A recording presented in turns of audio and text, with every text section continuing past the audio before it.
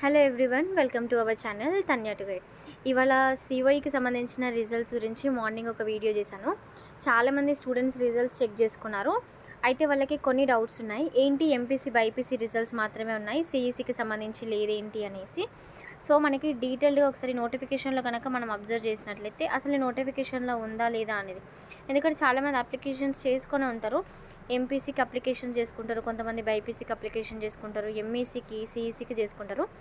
But ఈ top COEs ఏవైతే ఉన్నాయో ఇందులో ఓన్లీ ఎంపీసీకి బైపీసీకి మాత్రమే మనకి వేకెన్సీ ఉంటుంది. కాబట్టి ఇక్కడ ఓన్లీ ఎంపీసీ బైపీసీ మాత్రమే రిజల్ట్స్ అయితే డిక్లేర్ చేసిండ్రు.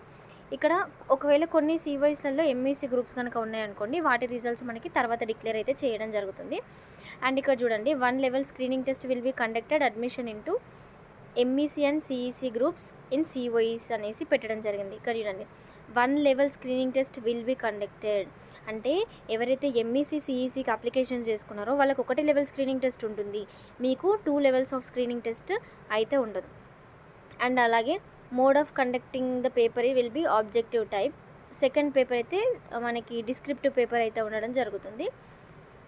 ఓకే, ఇది ఓన్లీ ఎంపీసీ బైపీసీ స్టూడెంట్స్కి మాత్రం 2 టైప్స్ ఉంటాయి.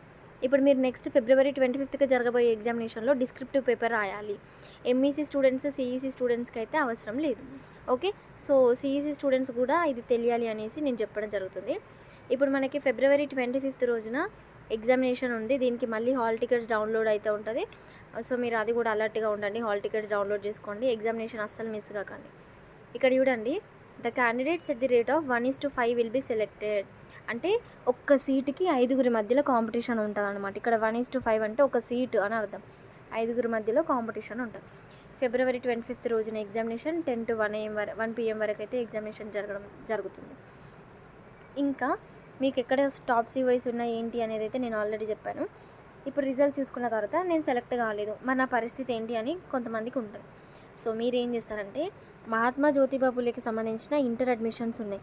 మీరు ఆల్రెడీ టీటీడబ్ల్యూఆర్ఏఎస్కి సంబంధించి అప్లికేషన్స్ చేసుకొని ఉంటే టీటీడబ్ల్యూఆర్ఏఎస్ ఎగ్జామినేషన్ కూడా మనకి సండే రోజే జరగబోతుంది. కాబట్టి అది సెకండ్ ఆప్షన్గా పెట్టుకొని రాయండి. ఇది కాకుండా మనకి ఇప్పుడు మీరు అందరూ 10th క్లాసే కాబట్టి కార్పొరేట్ అడ్మిషన్స్ కూడా జరుగుతుంది. మీకు 10th క్లాస్లో ఒకవేళ మంచి మెరిట్ బేస్డ్ కనుక వస్తే మీరు కార్పొరేట్ అడ్మిషన్స్కి అప్లికేషన్ చేసుకోవచ్చు. ఓన్లీ గురుకులంతో అప్లికేషన్ చేసుకున్నంత మాత్రమే రాకపోతే బాధపడకండి. ఇంకా బ్యూటిఫుల్ ఆపర్చునిటీ ఏంటి అంటే బాసరా IIIT నోటిఫికేషన్ కూడా ఉంటుంది. సో ఈ నోటిఫికేషన్కి కూడా మీరు అప్లికేషన్ చేసుకోవచ్చు. ఇప్పుడు మీరు ఏం చేయాలంటే మంచిగా ఇంట్రెస్ట్ తోటి మీ 10th క్లాస్ ఫైనల్ ఎగ్జామినేషన్స్కి ప్రిపేర్ అవ్వండి. ఎందుకంటే మీకు వచ్చే అగ్రిగేట్ని బేస్ చేసుకొని మీరు ఒకవేళ గవర్నమెంట్ స్కూల్ స్టూడెంట్స్ అయితే బాసరాలో ఆపర్చునిటీ ఉంటుంది. ఒకవేళ మీరు ప్రైవేట్ స్కూల్ స్టూడెంట్స్ అయితే మీకు కార్పొరేట్ అడ్మిషన్స్ వచ్చే అవకాశం ఉంటుంది. ఈ కార్పొరేట్ అడ్మిషన్స్ని డిఆర్డిఏ అని అంటారు.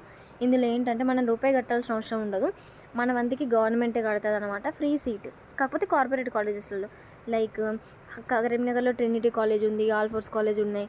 సో ఇట్లాంటి కొన్ని కాలేజెస్లలో హనంకొండలో ఎస్ఆర్ కాలేజ్ ఉంది. అట్లాంటి కొన్ని కాలేజెస్లలో కొన్ని సీట్స్ పెడతారనమాట కార్పొరేట్ అడ్మిషన్స్ కింద, డిఆర్డిఏ కింద. అదొక ఆపర్చునిటీ. ఇంకా నెక్స్ట్ వచ్చేసరికి మహాత్మా జ్యోతిబా ఫులేకి సంబంధించిన నోటిఫికేషన్ కూడా ఉంది. మోడల్ స్కూల్స్లలో ఇంటర్మీడియట్ నోటిఫికేషన్స్ కూడా ఉండబోతున్నాయి. ఇవన్నీ కూడా మనకి వన్స్ రిజల్ట్ డిక్లేర్ అయిపోయాక వస్తాయి నోటిఫికేషన్స్, అస్సలు వరీ అవ్వకండి. Thank you.